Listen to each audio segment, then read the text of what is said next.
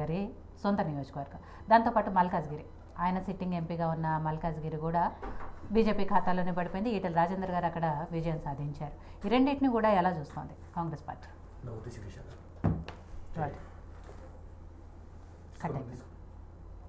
Cut అయింది, లైన్లో ఉన్నారు. ఇప్పుడు తెలంగాణలో టీఆర్ఎస్ పూర్తిగా చివరి 3 రోజుల్లో బీజేపీకి సపోర్ట్ చేసి. రైట్, ఒక్క నిమిషం అండి. గౌతు శిరీష గారు పలాస టీడీపీ సంబంధించి ఎన్డీఏ కూటమికి సంబంధించిన అభ్యర్థి, గట్టి పోటీనిచ్చారు. సిదిరి అప్పలరాజు మీద పోటీ చేశారు, గట్టి పోటీనిచ్చారు. ఆల్మోస్ట్ విజయం దిశగానే ఉన్నారు. కాబట్టి శిరీష గారు, good afternoon madam. Good afternoon అండి. సో కంగ్రాట్స్ అండి.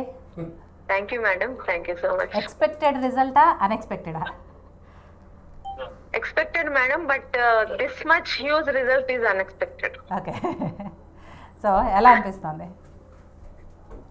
హ్యాపీగా ఉంది మేడం. ప్రజలు మర్చిపోయారేమో అనుకున్నాను. చంద్రబాబు నాయుడు గారు చేసినవి కూడా మర్చిపోయి ఒక అసమర్థుడికి అప్పచెప్పి రాష్ట్రం నాశనం చేశారని, కానీ ఎంత భయపెట్టినా 5 years ఆగి వడ్డీతో సహా ప్రజలే ఈ రోజు జగన్మోహన్ రెడ్డికి రిటర్న్ ఇచ్చారు.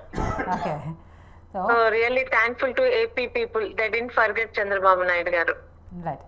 అంటే సరే, గతంలో అంటే అంతకుముందు ఎలక్షన్స్లో ఏం జరిగింది, ఎందుకు టీడీపీకి అలాంటి రిజల్ట్ వచ్చింది ఏమి అనేది పక్కన పెడితే, సరే ఈసారి మళ్ళీ టీడీపీనే ప్రజలు కావాలని కోరుకున్నారు, అది కూడా ఈ స్థాయిలో రిజల్ట్ ఇస్తారు అనేది టీడీపీ నాయకులు కూడా ఎక్స్పెక్ట్ చేయలేదు, మీరు కూడా అదే చెప్తున్నారు. బట్ అక్కడ లోకల్గా మీ విషయానికి వస్తే సిదిరి అప్పలరాజు గారు, ఆయన మీద పెద్దగా వ్యతిరేకత లేదు, పార్టీ మీద వ్యతిరేకత ఉన్నప్పటికీ లోకల్గా ఆయన మీద అభ్యర్థిగా వ్యతిరేకత లేదు కాబట్టి ఆయనే గెలుస్తారు అని చాలా వరకు సర్వేలు చెప్పాయి. అక్కడ లోకల్ నాయకులు కూడా అదే కాన్ఫిడెంట్తో ఉన్నారు. కానీ ఇవాళ వ్యతిరేకత ఉంది మేడం, అందుకనే చాలా వ్యతిరేకతని సర్వేలలో ఉన్న వాళ్ళు మేనేజ్ చేశారు తప్ప ఆయన మీద వ్యతిరేకత ముందు నుంచి ఉంది.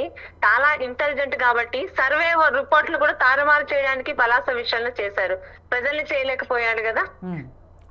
లేకపోతే ఈ రోజు 12వ రౌండ్ లోనే 24,000 మెజార్టీతో నేను ఉన్నాను కదా, ఇంకా 9 rounds ఆర్ మోర్. ఆయన మీద ఎంత అసహ్యం ఉందో ఈ రోజు ఓటింగ్ లోనే అర్థమవుతుంది. నేను అదే అంటున్నాను, సర్వేలోనో లేకపోతే ఇంకా దేంట్లోనో ఆయనకి పాజిటివ్గా ఉంది, ఆయనే గెలుస్తారు అనుకున్న దగ్గర మీరు ఈరోజు ఇంకా రౌండ్లు మిగిలిన ఉన్నప్పటికీ ఇప్పటికే ఇంత పూర్తి మెజారిటీతో ఉన్నప్పుడు అక్కడ మీకు కలిసి వచ్చిన అంశాలు ఏమనుకోవాలి మేడం? తెలుగుదేశం పార్టీ కుటుంబం అంటే పలాసాలో ఉన్న ఏ ఒక్క తెలుగుదేశం కార్యకర్త నాయకుడు పార్టీ ఓడిపోయినా కూడా పార్టీని వదలలేదు. మళ్ళీ టీడీపీ విల్ బి బ్యాక్ అనే నమ్మకంతో ఉన్నారు. Second thing, Janasena. నిజంగా జనసేన యూత్ లేకుంటే ఇంత huge majority is not possible. వాళ్ళు మాట మీద నిల్చొని జనసేన యూత్ కూడా తన భవిష్యత్తు బాగుంటుందని ఈరోజు ఎన్డీఏతో వాళ్ళు కూడా పోరాటం చేశారు.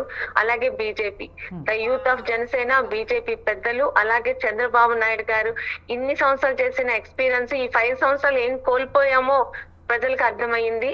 ఈ 3 కలిసి వచ్చిన అంశాలు మేడం. శిరీష గారు, ప్రజాగళం టైంలో మీరు కన్నీరు పెట్టుకున్నారు. ఆడబిడ్డలు వేధిస్తారా అంటూ చంద్రబాబు నాయుడు గారు సపోర్ట్ చేశారు కూడా. సో మీ కన్నీటికి సమాధానం దొరికింది. అలాగే టీడీపీకి సంబంధించి అవమానాలు చాలా ఎదుర్కొంది పార్టీ. వీటన్నింటికి ప్రజలు ఓటు రూపంలో బుద్ధి చెప్పారనుకుంటున్నారా? 100% మేడం. నిజంగా అంటే ప్రజలు బయటికి రాకపోయినా, ఎందుకంటే చాలా నరకం చూపించారు. ప్రశ్నించే ప్రతి ఒక్కరికి డాక్టర్ సుధాకర్ గారి దగ్గర నుంచి ఒక నందం సుబ్బయ్య, చంద్రయ్య గారి తాలూకా చావులు ప్రజలు మర్చిపోలేదు. కాకపోతే రైట్ టైం గురించి వెయిట్ చేశారు. బయట పడకపోయినా ఈ రోజు వడ్డీతో సహా ఇంకా జగన్మోహన్ రెడ్డికి ప్రతిపక్ష హోదా కూడా లేకుండా చేశారంటే ప్రజలు ఆయన్ని ఎంతగా అసహించుకుంటున్నారో అర్థమవుతుంది కదా, ఆయన్ని, ఆయన పార్టీ వాళ్ళని. రైట్, థ్యాంక్ యూ శిరీష గారు. Thank you madam. Once again congrats అండి. Thank you. రైట్, అప్డేట్ చూస్తున్నాం విజిత. పిఠాపురంలో భారీ మెజారిటీ దిశగా దూసుకెళ్తున్నారు పవన్ కళ్యాణ్. ఇప్పటికే 12 రౌండ్లు పూర్తయ్యేసరికి 55,000 పైన మెజారిటీ సాధించారు. ఇంకా 6 రౌండ్లు పూర్తయ్యేసరికి 1,00,000 మెజారిటీ ఎక్స్పెక్ట్ చేస్తున్నారు. లాస్ట్ డే రోజు స్వయాన సీఎం జగన్మోహన్ రెడ్డి వెళ్ళి చాలా ఆఫర్స్ ఇచ్చారు. డిప్యూటీ సీఎంని చేస్తాను, వంగ గీతమ్మను గెలిపించండి అంటూ సపోర్ట్ చేశారు. అయినా అక్కడి ప్రజలు మాత్రం అట్లీస్ట్ పవన్ కళ్యాణ్ గారికి పోటీ ఇవ్వలేకపోయారు. ఆ పరిస్థితి కనిపిస్తుంది. జహీరాబాద్ ఆ, కాంగ్రెస్. సురేష్ షెట్కర్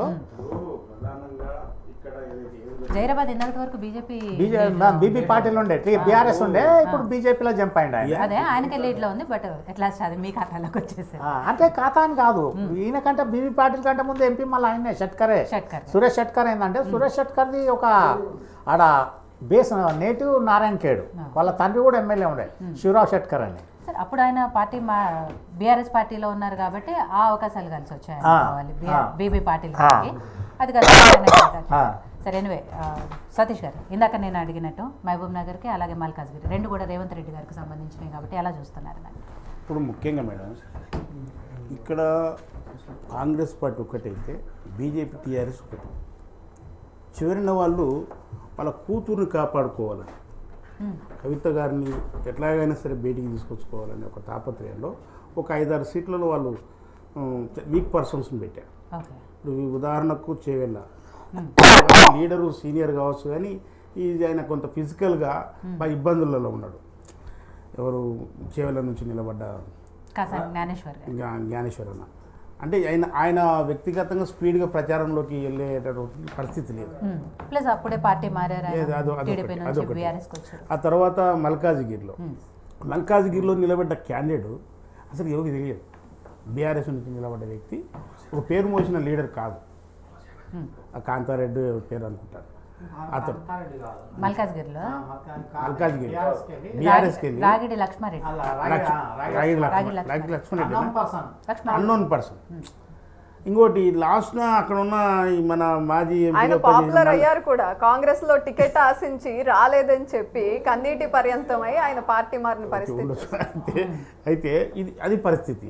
అట్లనే ఇప్పుడు మనకు మెదక్కాడికి విషయానికి వచ్చిన అంటే మెదక్లో కూడా వాళ్ళు ప్రయత్నం చేసిరు కానీ చివరిన అది కూడా బోర్ల పడ్డారు. అంటే ఒక 5-6 సీట్లలో బాగా ఫెయిల్యూరు వ్యక్తులను పెట్టారు మేడం. వాస్తవానికి ఆ లాభం ఏంటంటే అది వాళ్ళ కూతుర్ని అంటే విముక్తురాలు చేసుకోవాలనే ఒక ప్రయత్నంలో భాగంగా వాళ్ళు లాస్ట్ 3 డేస్లలో బీజేపీకి లోపల ఏజెంట్లు బయటికి లేచి వచ్చి బీజేపీకి ఓటేయండి అని చెప్పేసి అని పైనుంచి మనకు ఉత్తర్వులు వచ్చేసినాయి, బీజేపీ చేయండి అని చెప్పేసి అని చెప్పిన పరిస్థితి. నిజానికి మాకు 10 నుంచి 12 సీట్లు వచ్చేటి. అయితే చివరి దాకా లాక్కెళ్తే ఎంత తేడా వస్తుంది అనేది కూడా తెలుస్తుంది.